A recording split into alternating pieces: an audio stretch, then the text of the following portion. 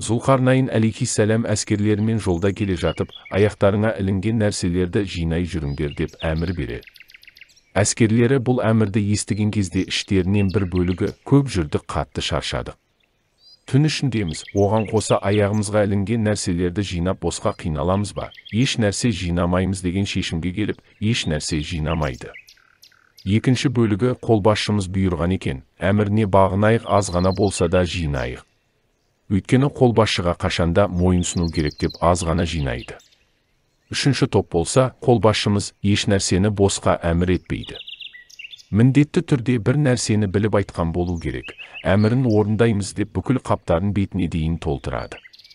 Таң атқан кезде бүкіл армия түнде алтын қойнауынан өткендерін түсінеді. Аяқтарына тиген нәрселердің алтын екенін ешкім аңғармаған болады. Сонда әмірді тыңдамай еш нәрсе алмаған бірінші топ, қап, неге алмадық? Қолбасшымыздың сөзін неге тыңдамадық? Ең болмағанда біреуін ағанымызда ғой деп өкініп қалады. Екінші топ болса, өз-өздерін сөге бастайды. Қап, біраз тағалуымыз керек еді.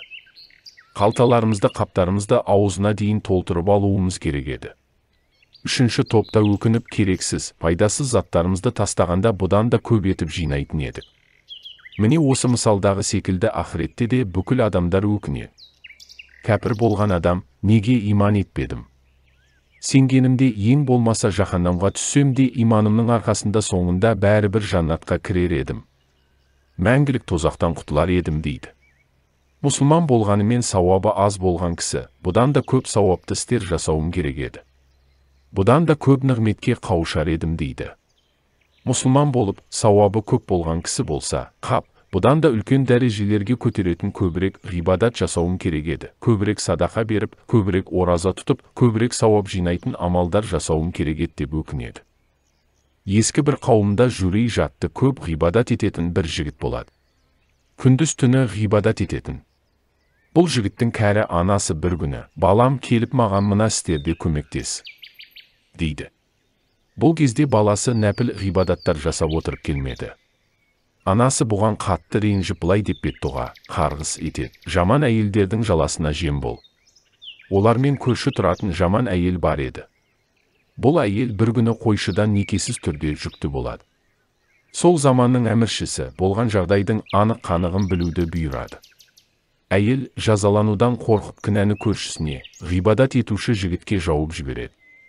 Әмірші жігітті шақыртып, ей жүрейш. Бір жақтан ғибадат етіп, молда болып көрініп, екінші жақтан зина секілді үлкен күнәға батып жүр екенсің. Мен мұнда еш нәрсе жасамадым. Маған бұл жаланы жапқан кім болды екен?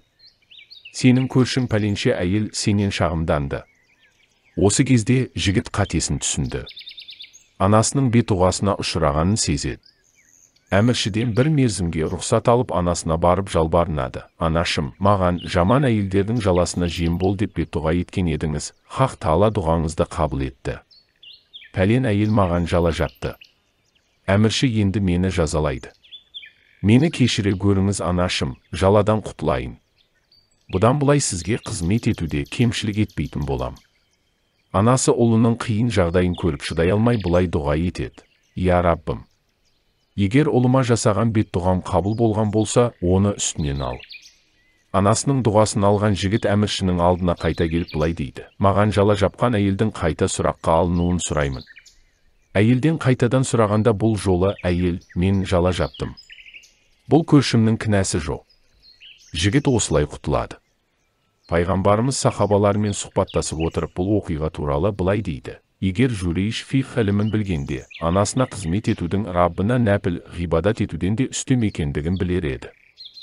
Әркім өз тарапын, өз жағын, өзінің қай тараптың адамы екенін білдіруі тиіс. Басқа амал жоқ. Өйткені ақыретте адамның баратын екі жері ғана бар. Бірі жұмақ, екіншісі тозақ, үшінші жер жоқ. Ақыретте сен қай тараптың адамсың деп сұралады. Сүлеймен алейхиссалам әрі пайғамбар, әрі патша еді. Ел басқарып тұрғанында мемлекеттің ақсүйектері, бекзадалары оған сыйлық апарады. Бір құмырсқада елден қалмай, шегірткенің жұлынған бір аяғын аузына салып тістеп хан сарайына бет алып барады екен.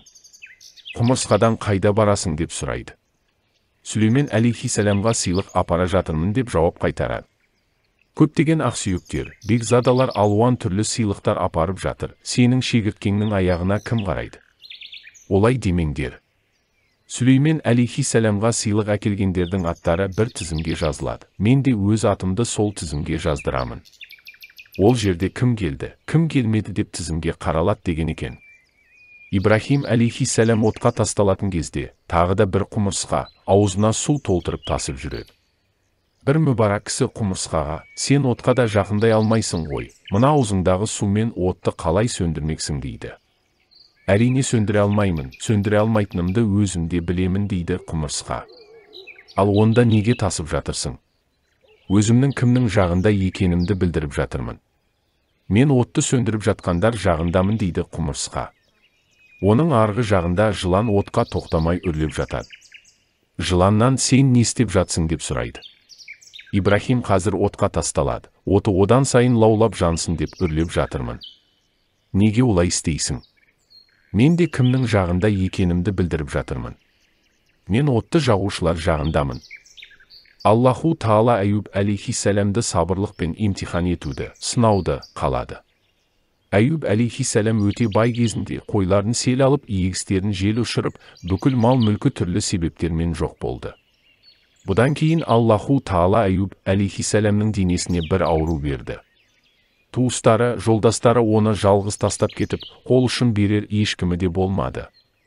Тек адал, мейірімді жары Рахима ханым ғана оны тастамады. Аюб пайғамбар әйелі жасаған күркеде 7 жыл бойы көрген қиыншылықтар мен азап ішіндегі жағдайынан бір рет болса да шағымданбады. Бір күні Жәбірейіл алейхиссалам келіп, Аллаху Тааланың, ей Аюб, бәле жібердім, сабыр еттің. Енді мен саған денсаулық пен нығмет беремін деген хабарын алып келді. Құран кәрімде білдіргендей Аллаху Таала аяғыңды жерге ор. Шыққан сумен ғұсыл ал, және салқыннан іш деп бұйырды. Бұларды орындаған Аюб алейхиссалам жас күйіне енді. Жәбірейіл алейхиссалам оған әдемі киімдер кигізді. Осы кезде әйелі келді. Аюб алейхиссаламның күркеде жоқ екенін көріп таң қалды. Аюб пайғамбар, ей ханым, кімді іздеп жүрсің? Бір сырқат кісіні іздеп жүрмін. Аты Аюб. Ол менің жолдасым еді. Дені сау кезде тура саған ұқсайтын. Ей Рахима, ол сырқат болған Аюб менмін. Аллаху Таала маған денсаулық берді. Кейін шүкір етіп екеуі жылап алды. Қалаға кірерде халық оларды қуанышпен қарсы алды. Қаусап тұрған үйлерінің жаңаланғанын және бұрын қолынан алынған мал мүлкі мен бала шағаларының кері берілгенін көрді.